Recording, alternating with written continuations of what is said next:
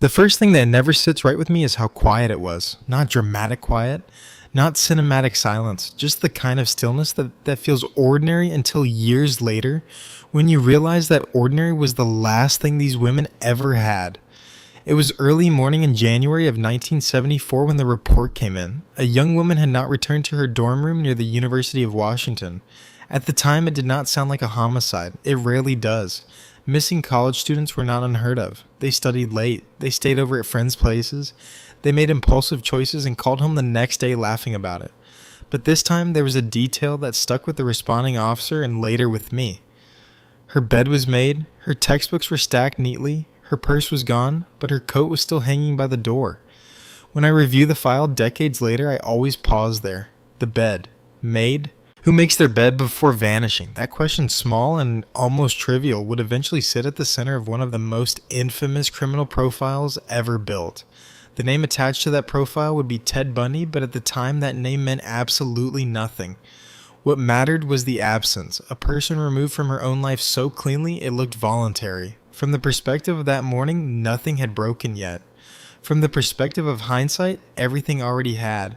I want you to meet her, as she was not as a headline or a statistic. She was 21 years old, a psychology major. She kept handwritten notes because she believed writing helped her remember better than typing. Her friends described her as careful, almost cautious, but not fearful. She called her mother every Sunday evening, usually while folding laundry, and complained about the rain like it was a personal betrayal. She liked folk music and had a habit of humming without realizing it. People noticed her laugh first, not because it was loud, but because it was unguarded. The kind of laugh that assumes the world is generally safe. On the night she disappeared, she had plans. Not vague plans, but specific ones. Finish reading 2 chapters, return a library book in the morning, meet a friend for coffee after class. These details matter because they anchor us in intention. People who plan do not plan to vanish. This is where I always slow down when telling this story. Because profiling does not begin with the predator. It begins with the victim. Who they trusted. What routines they followed. What assumptions they made about the people around them. And the most important assumption she made was this. If someone looked normal, sounded polite, and asked for help, they probably deserved it. That assumption would not die with her. It would echo.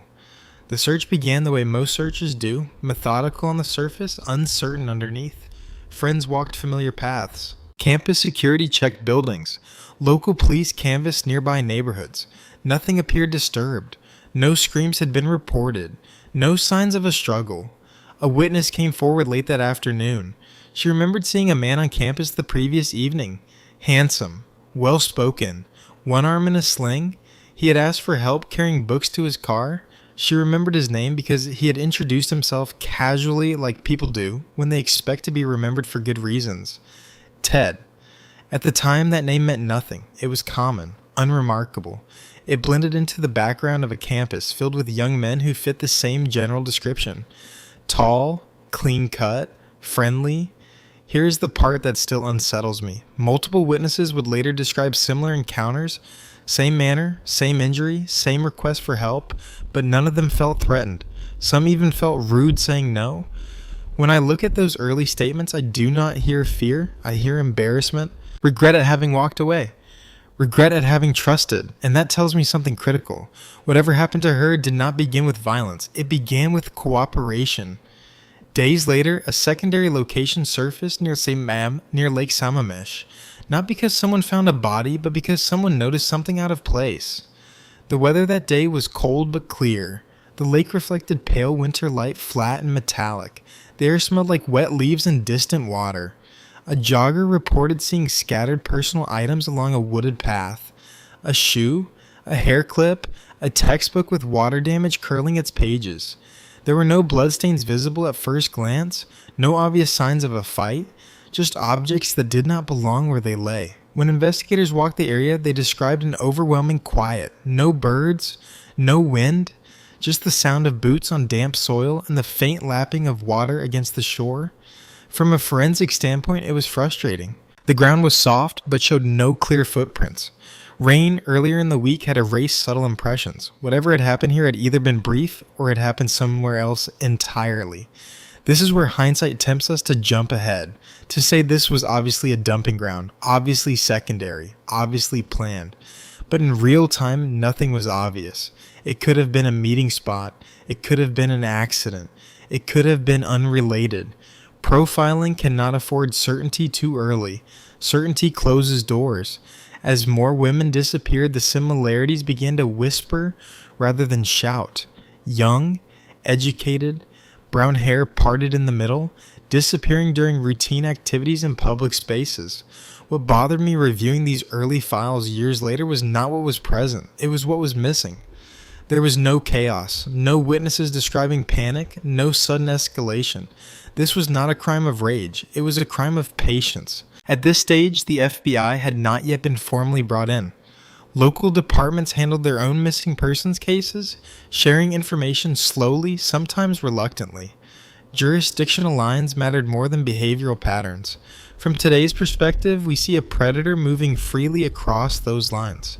From theirs, they saw isolated incidents connected only by coincidence. I often ask myself what it would have taken to see the pattern sooner. More data. Yes, but also a different way of thinking, an acceptance that danger does not always announce itself. The question hanging in the air then was simple and deceptively so. Were these women choosing to disappear, or was someone choosing for them? This is the moment where part one has to end. Not because the story pauses, but because something fundamental shifts.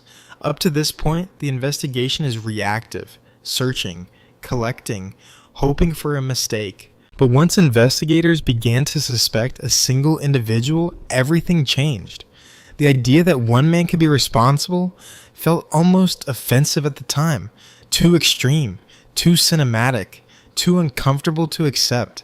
And yet the evidence was moving in that direction quietly, persistently, without spectacle. So I leave you here with the same question investigators faced before the name Ted Bundy ever mattered. If a stranger can look trustworthy, sound polite, and ask for help in broad daylight, how do you tell the difference between kindness and consent to harm? Because once that line blurs, the danger does not come from the shadows anymore. It stands right in front of you, smiling, waiting for you to open the door. When I begin to reconstruct her life, I always start with the impression everyone mentioned first. She seemed like someone who would live a very long time. There was something steady about her, something anchored as if the world might tilt, but she would not. In forensic work, we often meet victims through the most catastrophic moment of their existence. But with her, I try to step backward. I try to imagine the rhythm of her breath on an ordinary morning, the quiet way she moved through spaces, the soft certainty with which she believed she had time. She grew up outside Portland in a neighborhood thick with pine trees and long driveways. Her childhood was not remarkable in the sensational sense, but remarkable in the way stability can be its own form of blessing. Her father worked as a civil engineer, a man who double-checked locks twice each night, not because he feared anything, but because habit kept the universe organized. Her mother taught piano lessons, and the sound of children hesitantly tapping out scales filled the house most afternoons. She was the oldest of three, a role she accepted without complaint. The kind of child who carried an umbrella for a sibling, who learned to braid hair by practicing on her younger sister's dolls, who wrote reminder notes for her brother when he forgot lunch money again. Those small, unglamorous acts of consistency carve a person more deeply than dramatic events, and when I try to understand who she was, I start with these small acts. They tell me what she valued: responsibility, gentleness, predictability. According to her family, she had two fears growing up. One was thunderstorms, which she believed could tear the sky open. The second was disappointing people. That latter fear followed her into adulthood like a shadow she kept trying to step away from, but never truly could. Many victims of predatory offenders share this trait: a sense of obligation, a reluctance to offend, a habit of saying yes before fully considering what the yes might cost. At 12, she discovered psychology through a school library book that should have been too advanced for her. Something about understanding the architecture of the mind fascinated her. She told her mother she wanted to learn why people hurt each other and why they don't have to. Those words, written in her childhood handwriting on a faded note card, stayed tucked in a memory box her parents still keep. When I read it myself, years later, my chest tightened. She wanted to understand pain so she could prevent it. She could not have known she would one day become the subject of it instead. By the time she entered college, she had built a reputation for being kind without being naive, studious without being rigid. She volunteered part-time at a crisis hotline for students dealing with stress. She drank tea instead of coffee because she believed caffeine made her thoughts cluttered. She kept a playlist of songs she listened to only while walking across campus, claiming it made the sidewalks feel like part of a movie she hadn't yet been cast in. When her roommate described her during an interview, she said she was the kind of person who notices if your shoelace is untied and kneels down to fix it before you trip. That detail struck me not because of what it said about her, but because of what it said about the world that swallowed her. How does a person so attuned to the vulnerabilities of others fail to detect the danger approaching her own? That question, though unfair, is part of every case like this. It lingers like cigarette smoke long after the room is emptied. No victim exists in isolation. A life has a gravity of its own. It pulls people close, pushes some away, drifts others into orbit. When I map her relationships, I feel as though I am tracing the threads of a tapestry suddenly torn in the center. Her mother describes her as thoughtful, almost old-souled, but her friends describe her as unexpectedly funny. The kind of humor born not from cleverness, but from empathy, where the goal is to gently pull a smile from someone, rather than steal attention for herself. She had a best friend since 9th grade, someone who still refuses to say her name in the past tense. They wrote each other letters even while living in the same city because they believed the written words preserved emotions more honestly than spoken ones. She dated occasionally, but without urgency. One boyfriend from her sophomore year remembered her as introspective to the point of vulnerability. She asked questions others didn't ask. What scares you the most? What do you hope people say about you when you're not around? What do you think happens to us after we die? He admitted these questions unnerved him at the time, though not in a bad way. She made me think about myself more deeply, he said, and sometimes that felt like she saw more than I wanted her to. When a victim has this kind of sensitivity, investigators have to consider whether it connected her to the wrong person. Did she try to help someone she shouldn't have? Did she see danger as repairable rather than avoidable? Questions like these are not forms of blame. They are attempts to reverse engineer vulnerability. Of course, any investigation must also address conflict, and she was not without her own shadows. A classmate mentioned that she had been unusually stressed in the weeks before she disappeared. Nothing dramatic, no breakdowns or arguments, just a quiet tension, the kind that gathers around a person's eyes or tightens the shoulders before they sit down. When asked why, the classmate recalled a vague answer, just dealing with something. I'll be fine. That something never received a name. Another friend mentioned a man who had recently been trying a bit too hard to talk to her after class. Not aggressively, but persistently. This man is not the same one whose name would become infamous later. This one was simply awkward, perhaps oblivious to the discomfort he caused. She reportedly brushed it off, saying he's harmless, just lonely. These 3 words appear repeatedly in cases where harm was anything but absent. We misjudge loneliness as passivity when sometimes it is hunger. Her father, who prided himself on rationality, admitted in his interview that she had seemed distracted during their last Sunday phone call. Not distressed, just preoccupied. When he asked if she was alright, she said, "Just thinking about a lot? I'll tell you next week."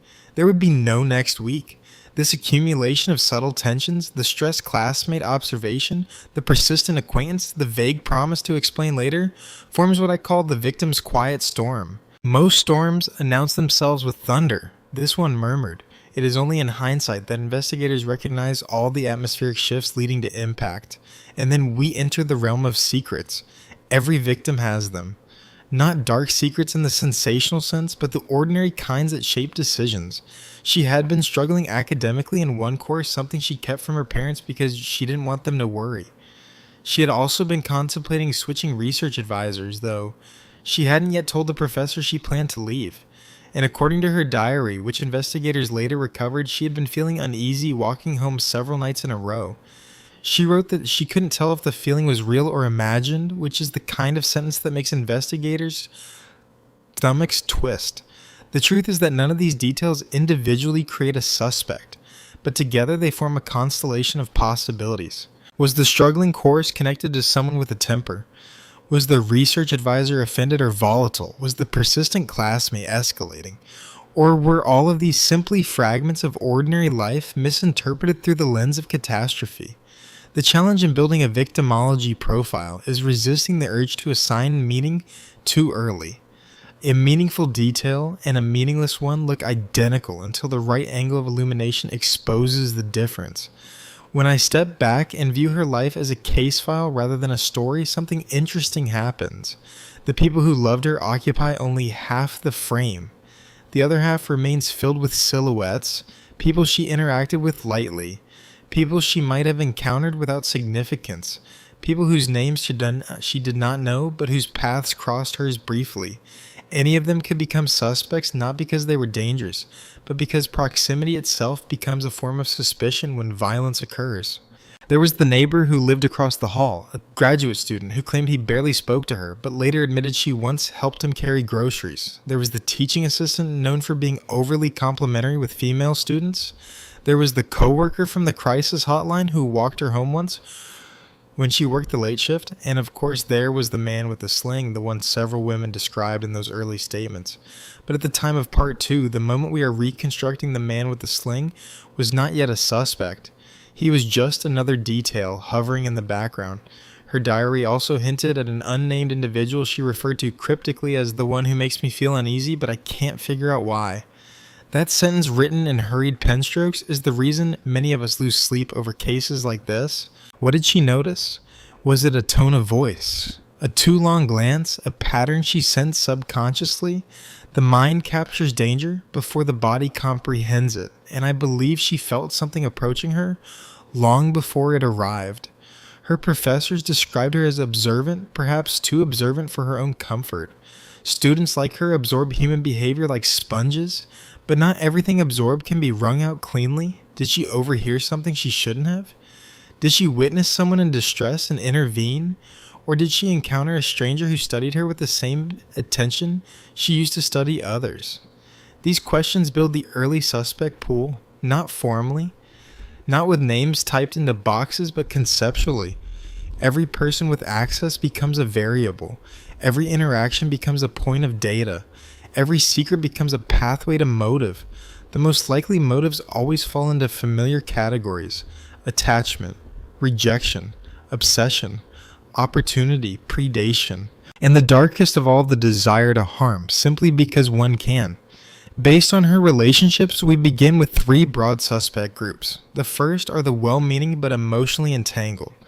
The ex-boyfriend, who still wrote her occasionally, the awkward classmate who lingered too long after conversations, the coworker who admired her more intensely than he admitted. None of these individuals had shown aggression, but violence often roots itself in unexpressed longing. The second group includes authority figures, those who might have felt challenged or threatened by her intelligence or independence. The teaching assistant, the research advisor, a professor whose feedback grew increasingly sharp. Academic pressure breeds tension, and tension breeds secrecy. The final group consists of strangers whose presence intersected her routines. The man who asked for directions one night, the figure she thought she saw following her near the library, the unidentified car parked too long near her dorm. These are the suspects that make investigators uneasy because the connections are so thin they can snap with the slightest pressure. By the end of part 2, the truth is this: she lived a life full of people, any one of whom could have been the last person to see her alive. That is the paradox of victimology. The deeper you understand a person, the more the world around them expands, and with it, the roster of those who might have had motive, opportunity, or concealed resentment. When I finish building her portrait, I always feel the same hollow ache. The ache of knowing she was not reckless, not impulsive, not courting danger. She was simply living. And sometimes, living is enough to make a person visible to a predator. So we end part 2 with the central question that shaped the early investigation, one investigators repeated like a mantra, because the answer kept slipping through their fingers. If someone wanted to harm her, who among the people orbiting her life carried a motive strong enough to shatter it? This question would shape every step that followed, and every suspect, named or unnamed, would eventually have to answer it. When I stepped into the investigation on her case, the first thing that struck me wasn't what was present, it was what was missing. Crime scenes often tell stories in bold strokes, but hers spoke in whispers. No forced entry, no scattered belongings, no outcry, no physical evidence that screamed. Instead, everything felt paused, as if violence had passed through, silently rearranging the air but leaving the furniture untouched. Forensics arrived early. The small dorm room was photographed meticulously, each object frozen in time before it was touched. I remember standing near her desk, trying to absorb her presence in the absence. The textbooks waited in a neat stack, edges aligned. A teacup rested on a coaster, the faintest ring of liquid staining the porcelain. The lamp was switched off, which investigators found strange, because her roommate said she always read before bed.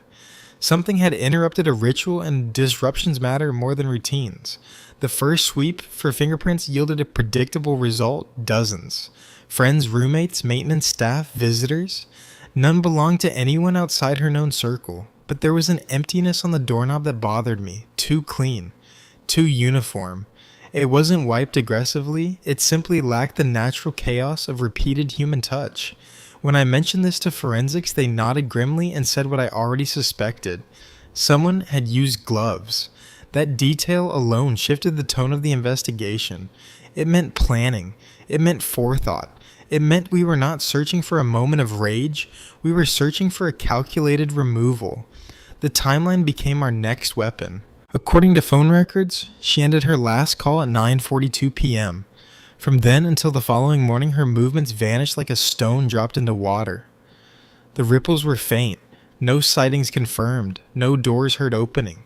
No neighbors reporting unusual noise. The cameras on campus were primitive, grainy, and barely functional in low light. Yet even those unreliable images gave us something. At 9:58 p.m., a figure passed under a lamppost near her building. The footage rendered him as little more than a floating silhouette, tall, slender, carrying something that might have been a bag or something else entirely. The face was unrecognizable, blurred into anonymity by the camera's failure to capture enough light. But what caught my attention was the way he moved.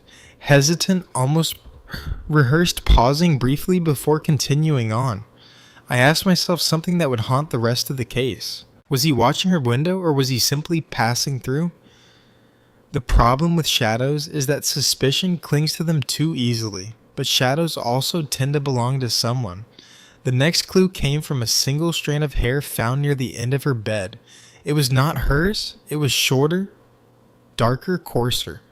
The kind of strand that falls naturally, not the kind torn away in violence. Forensics ran the DNA against state databases. No match, unknown male, presence unexplained. That strand became the first irrefutable sign that another body had occupied her space.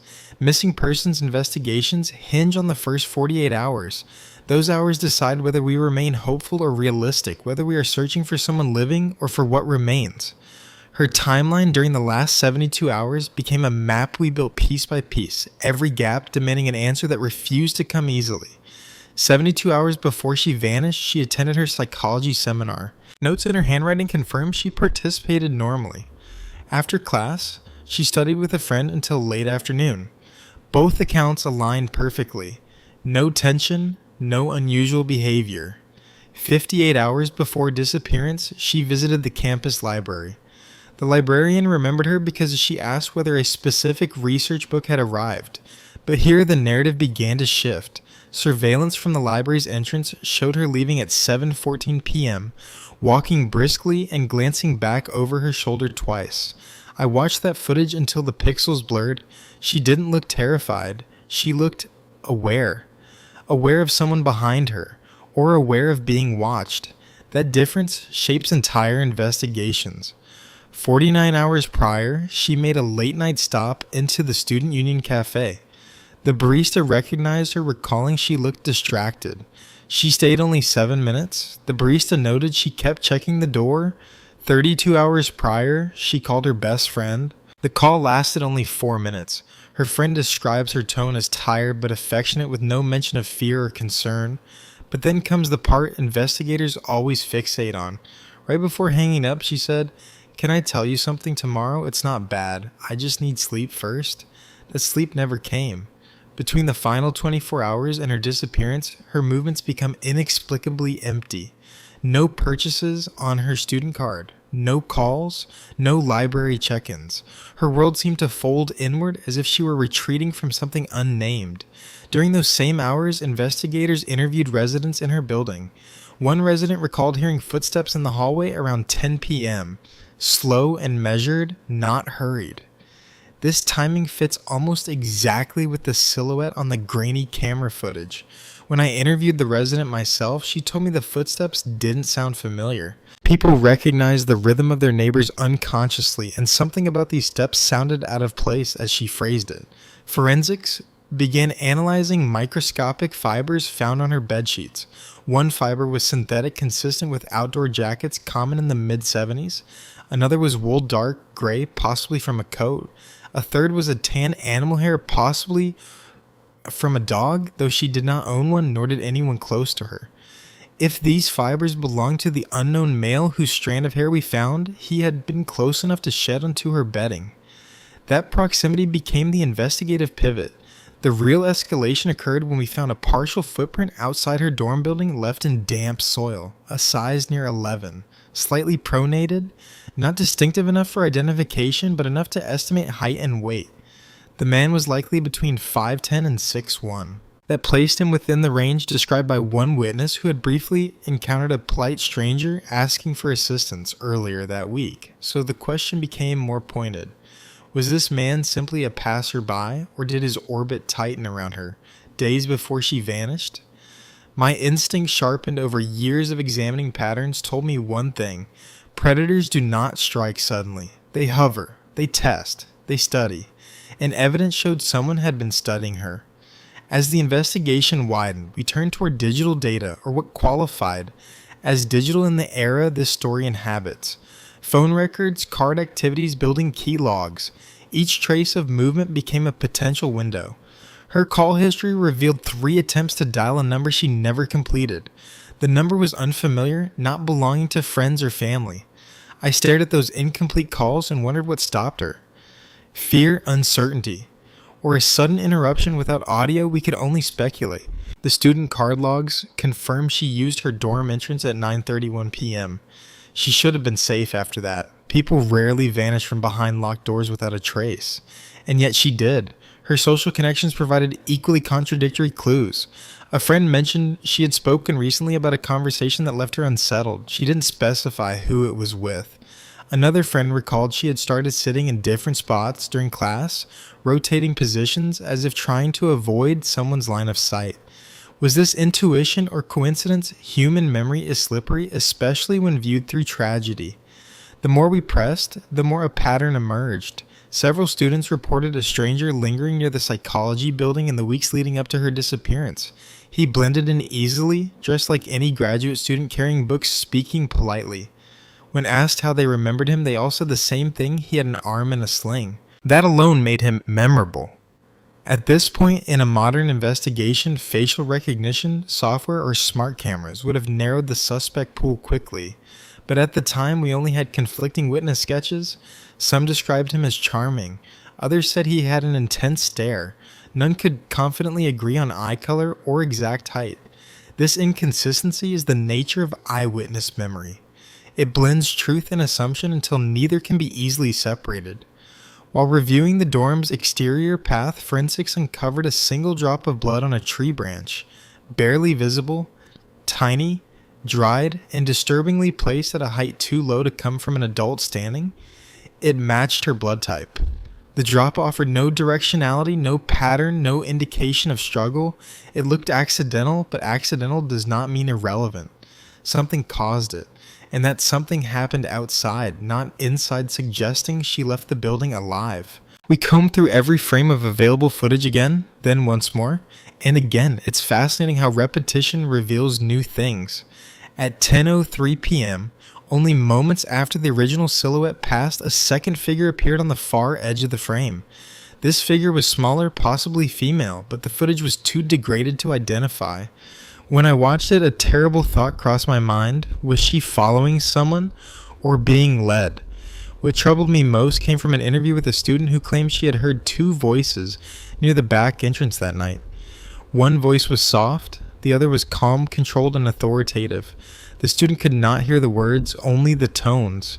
But she was certain the conversation did not sound like an argument. It sounded like agreement, or compliance, or trust, and that word trust kept landing like a fist in my chest. Trust is a weapon in the hands of the wrong person. The case tightened further when we obtained a list of individuals seen wearing slings on or near campus. There were 5. 4 had solid alibis. 1 did not. He claimed he sprained his shoulder during a hike, but no medical file supported this. He said he was home on the night she vanished, but phone records placed him near campus. He insisted he had never seen her, but a friend of hers recalled seeing him glance at her several times days before the disappearance. Was he the man in the footage? Was he the owner of the coarse hair strand? Was he the one whose presence she sensed during her last days? As I studied his statements, something clicked into place. Not a confession, not a contradiction, something much subtler. He never once asked what happened to her. He only asked what evidence we had. Investigations often hinge on a single cognitive itch, something so small the untrained eye dismisses it entirely. For me, that itch appeared while reviewing the fibers found on her bedsheets. Among the synthetic fibers consistent with outdoor jackets, forensics noted a peculiar one, a faintly metallic synthetic thread used primarily in ski jackets of a specific brand. That brand was sold only in 2 stores within a 50-mile radius. When we ran purchase histories, one name resurfaced, the man with the sling. But evidence is never enough on its own. Suspicion must transform into proof. So I revisited the camera footage again, this time focusing not on the silhouette itself, but on the shadows cast by the lamppost. The angle of the shadow suggested the figure carried something heavier than a bag, something weighty enough to alter posture, something like a cast or a fake sling. Why feign injury? The answer came to me with chilling clarity, because it invites sympathy, because it disarms, because it lowers the guard of someone who has been taught her whole life not to disappoint. The deeper I went, the more the puzzle turned inward on itself. Something about her incomplete phone calls nagged at me. She had dialed 3 times but hung up before connecting. Was she afraid of who might answer? Or was she afraid of being overheard? So I replayed every conversation with her friends. One mentioned she had received a note on her dorm door the week prior asking her to meet someone, to discuss an academic matter. She never said who left it. She shrugged it off. But what if that note wasn't from a professor or student? What if it was from someone who had been circling her, quietly studying her movements, rehearsing how to blend into her world? The turning point of part 3 arrives here, where every piece of evidence, fibers, footprints, phone calls, witness statements, and shadows begins aligning into a shape investigators had refused to name too soon. Someone had been preparing, someone had been watching, someone had been patient. And patience is the most dangerous tool a predator possesses. So I end part 3 with the question that kept me awake for months, long after the interviews, long after the evidence, long after the silence, inside her empty room. If the person who took her was someone she trusted enough to follow willingly, then what kind of man studies kindness as if it were a doorway, and how long had he been waiting for her to open it? When an investigation reaches the stage where victims have been profiled, timelines reconstructed, and evidence begins whispering at the edges of certainty, the suspect pool does something unnerving. It expands before it narrows. For me, this is always the most volatile point in a case. Emotions run high, facts congeal into patterns that might be real or illusions, and every conversation, every glance, every inconsistency becomes a potential fracture line. The first suspect I focused on was the man who lived across the hall from her, a graduate student named Mark Hale. He was 26, quiet, academically focused, socially awkward in the way that makes people seem suspicious even when they have done nothing wrong. He told investigators he barely knew her yet. Interviews revealed she had carried groceries for him once, and he had thanked her with an intensity that made her uncomfortable. His alibi was thin. He claimed he spent the evening reading at home, but no one could confirm it. He hesitated when asked whether he heard anything unusual that night, then corrected himself twice. According to his classmates, he had a temper that rose quickly but faded just as fast. What interested me more was his financial strain. He was months behind on tuition payments with a scholarship review approaching. She, on the other hand, had been chosen for a paid research assistantship he had also applied for. Was jealousy fuel enough for violence, or was that an investigator's temptation to impose narrative onto coincidence? The second subject was her former boyfriend, Daniel Brooks. At 23, he carried a veneer of charm that cracked under pressure. Their relationship had ended amicably after a year, but friends hinted that he struggled with the breakup more than he admitted. He kept letters she had written, rereading them obsessively, and when I interviewed him, I saw something in his expression that made me uneasy. Not guilt, not fear, but longing, the sort that sours when mixed with rejection. He insisted he had been at his parents' home 2 towns over on the night she vanished. His parents supported the claim, but the drive between their location and campus was under an hour. The alibi covered presence, but not absence. What complicated matters was a note found in his apartment, a rough draft of what looked like a letter he intended to send to her. The language wavered between affection and resentment, apologizing in one sentence and blaming her in the next. Was he simply processing heartbreak, or was this an early tremor of something more volatile? Then there was the teaching assistant, a stern academic named Russell Keene. He was 30, admired by faculty, but quietly criticized by female students for his intensity. He had taken a particular interest in her performance, calling her into his office twice in the weeks before she disappeared. When asked why he dismissed the concern as routine academic guidance, but her friends recalled she felt uneasy after those meetings, he claimed he spent the evening grading papers at a coffee shop until closing, yet the barista could not clearly remember seeing him there. The shop's receipts showed someone had purchased tea using a card with initials matching his around the time he said he arrived, but no one remembered when he left. The ambiguity made him neither more nor less suspicious. What troubled me was his background. Several years prior, his former university had quietly disciplined him for inappropriate behavior toward a student. Not illegal, not overt, just enough to stain a record in ways institutions conceal to protect themselves. When I read that file, a knot formed in my throat. Patterns do not prove guilt, but they warn. Last came the man whose presence haunted the edges of every frame, every fragment, every whisper of the stranger with the sling. Unlike the others, he had no formal connection to her. That made him both the least obvious and the most dangerous. His name was recorded during a previous campus police interaction, Andrew Kell, 28, polite, articulate, no criminal record. He claimed he injured his arm during a hiking accident, but hospitals had no documentation. When we questioned him, he smiled too easily, answered too quickly, and asked too few questions. He said he was on campus the night she vanished because he enjoyed walking the grounds. He supplied an alibi involving a friend who later admitted they had not seen each other that evening. What made Andrew stand out was the consistency of his contradictions. Every lie was small, almost invisible, like threads woven into a larger fabric only visible when held up to harsh light. And yet at this point in the investigation, nothing tied him to her directly except proximity and suspicion. But proximity becomes motive if the mind behind it is dark enough. Investigations of this size do not progress cleanly. They lurch, they stall, they leap forward only to circle back. And as I moved through these suspects, each felt possible. Each carried weight, each held a motive that with enough pressure could crack into something violent. The question I kept asking myself, however, was the one that has guided every major case I've worked. Which of these men saw her kindness not as a virtue, but as an opportunity? Because that more than jealousy or heartbreak or professional tension is the most consistent pattern among predators. They do not seek victims. They seek vulnerabilities disguised as strengths. When we examine motive, we are not simply asking why someone might harm another person. We are asking what pain, desire, secret, or fear intersects with opportunity. Motive is rarely clean. It's messy, tangled, often half-buried, even in the suspect's own mind. And with each of the men under scrutiny, motives emerged like cracks beneath a painted wall. With Mark the neighbor, the motive was intertwined with resentment and invisibility. He lived steps from her door, yet moved through the world like someone perpetually overlooked. He admired her, perhaps envied the ease with which she interacted with others. His notes revealed a fixation on social inequality and perceived the intellectual bias among peers. In several diary-like scribbles found in his apartment, he wrote about wanting to be seen for once.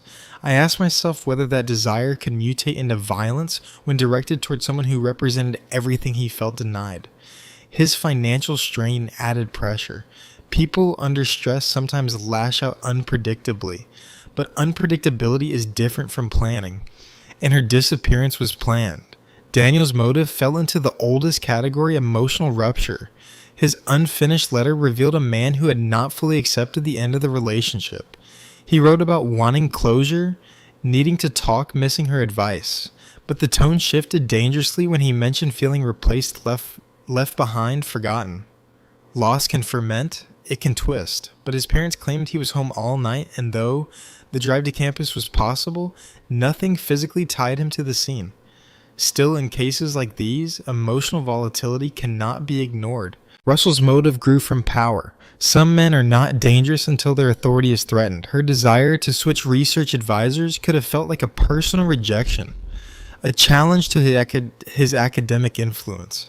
Filing cabinets in his old university documented a pattern of boundary testing behaviors, each minor on its own but collectively casting a long shadow. When a man accustomed to control senses, he is losing it. Motive doesn't arise from rage, it arises from entitlement. Was he the type to force compliance under the guise of mentorship? The possibility felt unnervingly plausible, but the most perplexing motive belonged to Andrew, the stranger with the sling. Unlike the others, he had no personal connection, no emotional rupture, no history with her at all. His motive, if it existed, was predation in its purest form. The type that does not require logic or justification. The type that sees a target, not a person. When predators operate this way, their motives are not emotional. They are tactical. They study. They mimic. They craft personas as masks, and the sling, an object he likely never needed, served one purpose: to disarm. I once asked a behavioral specialist why predators fake vulnerability. He told me, because kindness is the easiest doorway, and most people hold it open themselves. These motives, resentment, heartbreak, entitlement, predation, form the framework of our investigation. But motives alone cannot convict, they only guide. What matters next is where motives collide with opportunity, and that comes down to alibis. Alibis fascinate me because they reveal not only where a suspect claims to be, but how they understand themselves within the narrative they believe investigators are constructing. A strong alibi is confident, a weak one is defensive, a fabricated one is overly detailed or painfully vague, rarely anything in between. Mark's alibi began unraveling the moment investigators pressed him. He insisted he was home all night, yet neighbors mentioned hearing movement in the hallway around the same time he supposedly settled into study. His sink held a ceramic mug still warm when police arrived, but the weather that night was cold enough that the mug should have cooled faster. He claimed he went to bed at 11, but the lights under his door were seen on well past midnight. Nothing directly linked him to her disappearance, but every detail weakened his story. Daniel's alibi, supported by family, seemed solid until we reviewed the mileage on his car. It was higher than expected for someone who claimed not to have driven that day. He explained it away as an old odometer glitch. His parents confirmed he was home for dinner, but could not confirm whether he left afterward. His emotional state in interviews oscillated between sadness and indignation. Not guilt, but not stability either. Russell's alibi grew increasingly murky. The barista who served him remembered a man matching his description, but was unsure what time he arrived. The receipts showed he purchased tea, but receipts don't show presence, only transaction. When asked to produce the stack of papers he claimed to be grading, he provided them, but the timestamps on the assignments did not align with the day he said he graded them. Inconsistency is not guilt, but it is a crack investigators widen. Then there was Andrew's alibi, a friend who ultimately admitted lying. He claimed he covered for Andrew because he asked for a favor. When we confronted Andrew, he smiled and said his friend must have misunderstood. He offered a new alibi on the spot, claiming he went for a night drive. When asked for proof, he shrugged and said he didn't keep receipts for gas. His lack of concern chilled me in a way others did not.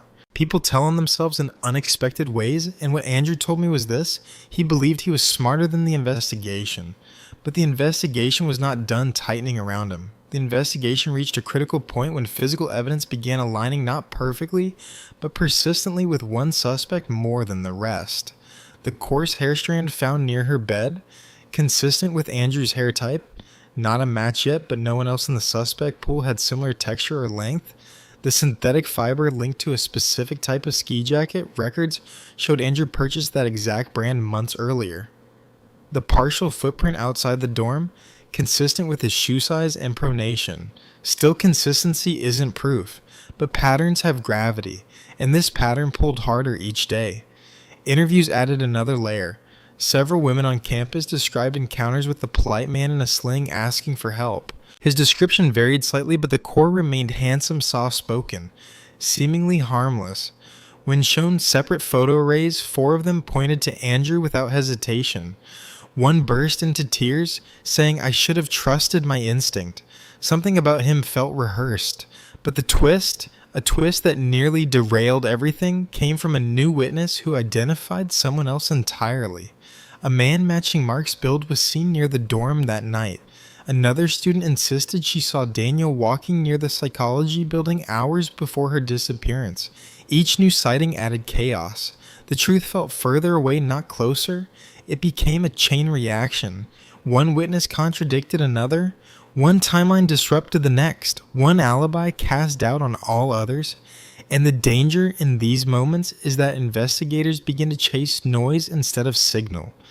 I forced myself to step back, breathe, and return to the question that guided part 3. Who was she afraid of without realizing she was afraid? Kindness is not fear. But she sensed something. A presence. A shadow. A gaze that lingered. And predators linger. For me, the turning point was this: when we compared the incomplete phone numbers she attempted to dial, one matched a landline registered to an apartment only 3 blocks from Andrew's residence. It was never answered, never associated with her social circle, never explained. My pulse tightened when I saw the match. I didn't know why she called, I only knew she tried. And whatever compelled her to stop those calls was powerful enough to silence her. So by the end of part 4, the suspect pool has not narrowed neatly. It has twisted, expanded, fractured, and begun aligning towards something dark at its core. And I end this chapter with the question that investigators whispered to each other when doubt hung in the air like smoke. If the first clues pointed to one man and the later clues pointed to another, what kind of predator builds a life designed to scatter suspicion like breadcrumbs? And how close were we even then to the truth? Hiding in plain sight? Breakthroughs never arrive gently. They come like the snap of a bone or the splitting of ice under your feet, a sudden shift that changes the entire landscape of an investigation. And in her case, that shift arrived on a morning I remember with painful clarity. The sun had barely risen, casting a dull gray light across the precinct when the lab called. The coarse hair we found in her room, the one that refused to match anyone, finally yielded to a newer round of mitochondrial analysis. The results weren't perfect, but they were strong enough to place the origin of that hair within 2 genetic profiles, and one of them belonged to a line associated with the Kell family. Andrew Kell. For a moment, the room held its breath. This wasn't a full victory, but it was a fracture. And fractures become openings. At almost the same time, another piece dropped into place. A man who occasionally walked his dog behind the dorms reported a memory he had suppressed out of uncertainty. He recalled seeing a man leaning against a tree near the path the night she vanished. The man wore a dark coat, one arm was in a sling, and next to him, this detail chilled me, was a small patch of disturbed soil as if someone had knelt there. When asked why he hadn't reported it earlier, the witness hesitated before admitting, "I thought he looked too calm to be dangerous." Calm. Every predator I've ever met learned how to wear calm like a tailored suit. We pulled Andrew in again. He arrived without a lawyer, which is either a sign of innocence or a performance of it. He smiled. He apologized for taking our time. He asked if this would take long because he had errands to run. The arrogance was so polished it almost sparkled. But this time we weren't circling him, we were closing in. I sat across from him during the interrogation. His posture was relaxed legs, crossed eyes glinting with that subtle condescension I had come to recognize. I asked what he was doing the night she disappeared. He repeated his story, a night drive, a need to clear his mind. Interesting, I replied, keeping my voice steady. Because your friend no longer supports your alibi, and because your phone pinged near the campus at 9:50 p.m. His smile wavered not much, but enough to reveal a hairline crack. Predators don't fear confrontation, they fear exposure. The next blow came when we presented the partial genetic match from the strand of hair. His jaw tightened, he leaned forward. "That isn't proof," he said softly. "No," I replied. "But it speaks." He asked for a break, not a lawyer, a break. He paced the interview room, hands clasped behind his back, the sling long discarded, the injury long forgotten. And as I watched him, something inside me settled. A truth I'd been circling since part 3. He never intended to hide through absence. He intended to hide through normalcy. The psychological mask is the hardest one to tear. The final breakthrough didn't come from the lab or the evidence board. It came from her diary, the same diary we had combed through dozens of times, desperate for something we missed. On the second to last page, in handwriting slightly more rushed than usual, she wrote, "I saw him again today. The one with the sling? I think he knows I've noticed." That sentence broke the case open like a door kicked off its hinges. She knew, not fully, not consciously, but something in her instincts, those instincts she trusted when listening to others, began warning her. And that meant everything leading to her disappearance wasn't coincidence. It was escalation. Within hours, we obtained a search warrant for Andrew's apartment. The space was meticulously clean, unnervingly so, but meticulous people leave patterns. Behind a bookshelf tucked into the crevice between wood and wall, we found a small scrap of paper. A torn page from a campus directory, her name circled. Twice. My pulse thudded in my ears as I held it, not because of the page itself, but because of what it represented: premeditation. She wasn't chosen at random. She was studied, selected. In his closet, we found a dark coat with fibers matching those from her bed. The forensic seal was placed before I could exhale the breath I'd been holding. Investigators moved like shadows, capturing photos, collecting samples, documenting details with mechanical precision. On a shelf inside a box labeled travel supplies, we found the sling. No medical note, no brace, no sign of injury, just the prop he used to disarm the women he watched. The evidence chain clicked into place like puzzle pieces falling into alignment. Hair, fibers, witnesses, foam pings, the diary, the sling, the coat. But the real victory came during the second interrogation that night. When confronted with everything, Andrew didn't confess. Predators rarely do, at least not at first. Instead, he changed strategy. He leaned back, arms slightly open, posture almost theatrical. "You're building a story," he said calmly, "and you've decided you like the ending?" "No," I told him. "The ending decided itself. You wrote it the moment you targeted her." His expression flickered, control slipping for the first time. A predatory mind is linear, orderly, convinced of its superiority. When reality refuses to cooperate, they fracture inward. Then he said something that will follow me for the rest of my career. "She trusted me. That's not a crime." I felt something cold settle inside my chest. He believed that. He believed her trust was an invitation, a permission. This is the moment investigators must tread carefully. Push too hard and the suspect shuts down. Push too softly and they regain ground. So I leaned forward and asked the question no predator wants to hear. Is that why you watched her for weeks? Why you followed her home? Why you rehearsed being harmless? His eyes widened just enough to betray him. Predators don't fear guilt. They fear recognition. And in that moment, he recognized himself through my eyes. Hours later, under mounting evidence and psychological pressure, his story began to crack. Not a confession, not yet, but a shift. He admitted being near her dorm. He admitted maybe approaching her before. He admitted the sling was not entirely necessary. The unraveling had begun. What follows is the part of the story that remains hardest for me to tell, not because of the violence, but because of the psychology that enabled it. During the third interrogation, something inside him finally broke. Andrew leaned forward, voice low, almost calm. "She shouldn't have been alone," he said. "I have heard variations of this sentence from men like him before. It is not remorse, it is justification. A shifting of blame from predator to circumstance, a rewriting of reality to make cruelty seem inevitable." He described the weeks before her disappearance not as stalking, but as observing opportunities. He watched her routines, noted when she walked alone, timed her movements, followed her at a distance so she would grow familiar with his presence. He explained the sling as a tool, a lure, a way to ask for help without triggering alarm. He told us people are predictable when they believe they are safe. I wanted to stand. Instead, I remained still because interrogations are battles of nerve, not of anger. He admitted approaching her that night. He admitted she agreed to help him. He admitted leading her away from the dorm, but then his narrative dissolved into deflection. He claimed he blacked out, that she panicked, that he didn't mean for things to escalate. But escalation does not happen in silence, and behind every erased detail is a truth he refuses to face. The search team later located the site. He used a secluded patch of woods behind a maintenance road. The soil disturbances matched patterns consistent with the struggle. There were impressions consistent with two bodies, a broken branch with her blood type, and fibers matching his coat embedded in the bark of a tree. When we presented him with the results, he stared at the evidence photos for a long time. Then he whispered something I still hear in dreams. She looked at me like she understood. Predators often believe understanding equals connection, but victims understand fear, not their attacker. And that difference shatters them.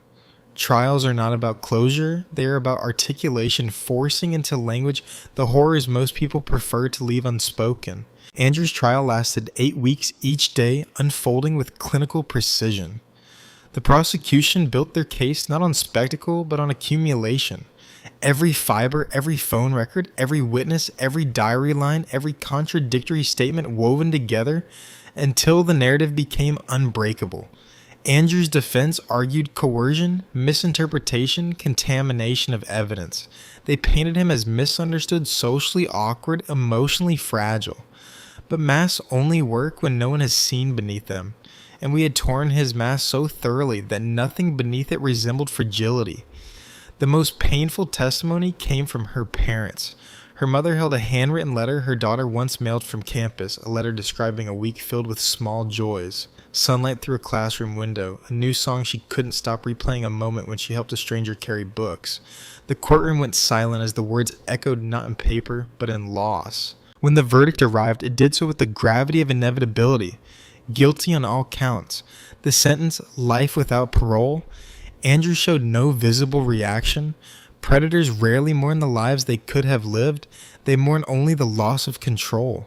After cases like this, investigators are often asked whether justice brings peace. I have never believed peace is the right word. Justice can anchor grief. It can name the truth. It can stop further harm. But peace? Peace belongs to a world she should have lived to see. What remains instead is memory. Her friends created a scholarship in her name for psychology students who demonstrate empathy and research. Her family planted a grove of pine trees near their home because she once said trees made her feel protected. Each year on the anniversary of her disappearance, former classmates gather on campus and light candles along the path she used to walk. I visit that path when I can. The air always feels strangely still, as if the silence remembers. What happened to her is something I still carry, not in the evidence, not in the paperwork, but in the quiet moments between cases. When I question the decisions we make, the trust we give the masks people wear. This case taught me something I wish weren't true. Evil doesn't always shout. Sometimes it practices smiling in the mirror, rehearsing charm, perfecting the illusion of safety. And yet what she left behind, her kindness, her instinct, her attempt to call for help 3 times, reminds me that fear is not weakness. It is a signal, a compass, a warning. I end this final chapter with the question that has haunted me ever since the night we found the truth. If someone can study your kindness long enough to weaponize it, how do we protect the goodness that makes us human without letting fear take its place? That question has no final answer. But her story insists we keep asking it.